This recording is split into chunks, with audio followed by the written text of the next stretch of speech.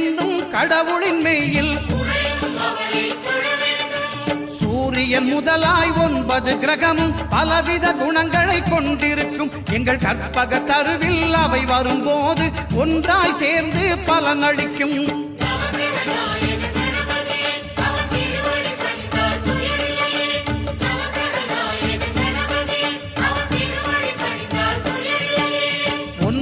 கோளும் ஒன்றாய் காண